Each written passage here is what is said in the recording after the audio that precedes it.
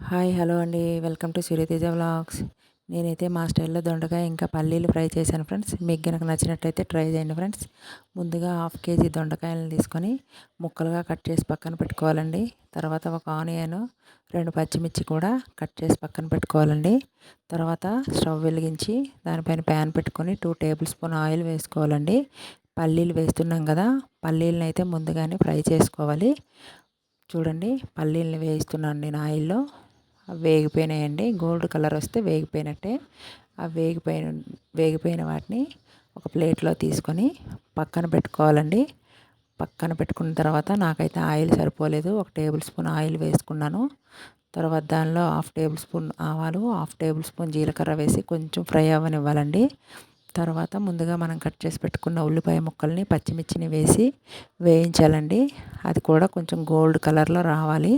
Onions వచ్చిన తర్వాత అందులో 1 టేబుల్ స్పూన్ అల్లం వెల్లుల్లి పేస్ట్ని వేసి పచ్చివాసన పోయేంత వరకు వేయించాలండి.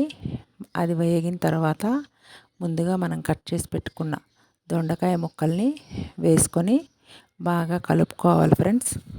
ఇది బాగా మిక్స్ అయిన తర్వాత మూత పెట్టుకొని ఒక 5 మినిట్స్ వేగనివ్వాలండి. వేగిన తర్వాత మంట సిమ్లోనే పెట్టాలండి, ఎప్పుడు హైలో పెట్టకూడదు, ఫ్రై కదా మాడిపోతుంది. చూడండి, వేగింది. ఈ స్టేజ్లో మనం పచ్చిదినైతే నేను కరివేపాకు వేస్తాను ఫ్రెండ్స్. తర్వాత 1 table spoon salt, 1 table spoon పసుపు వేసుకొని వేయించాలండి. ఇలా వేస్తే ఏంటంటే కర్రీ మాడిపోకుండా సిమ్లోనే మంట పెట్టాలి, కర్రీ మాడిపోకుండా ఉంటుందన్నమాట. మళ్ళీ మూత పెట్టుకొని ఒక 15 మినిట్స్ వేయించాలండి. మధ్య మధ్యలో కలుపుతూ ఉండాలి, లేకపోతే మాడిపోతుంది కదా. చూడండి, ఇలా అంటే మనకు తెలిసిపోతుంది. అప్పుడు 1 టేబుల్ స్పూన్ కారం, 1/2 టేబుల్ స్పూన్ ధనియాల పొడి వేసుకొని బాగా మిక్స్ చేసుకోవాలండి. చూడండి, కర్రీ నుంచి ఆయిల్ సెపరేట్ అవుతుంది కదా. ఈ స్టేజ్లో మనం ముందుగా వేయించిన పల్లీల్ని ఇందులో వేసి బాగా మిక్స్ చేసుకోవాలి ఫ్రెండ్స్. అంతే అండి. ఒక 2 మినిట్స్ బాగా స్టవ్ మీద సిమ్లో మంట పైన ఉంచి మూత పెట్టుకుంటే కర్రీ రెడీ అయిపోతుంది ఫ్రెండ్స్. దీనిలో ఒక గిన్నెలో తీసుకుంటే రెడీ ఫ్రెండ్స్, దొండకాయ ఇంకా పల్లీలు ఫ్రై. మీకు కనుక నచ్చినట్టయితే ట్రై చేయండి ఫ్రెండ్స్.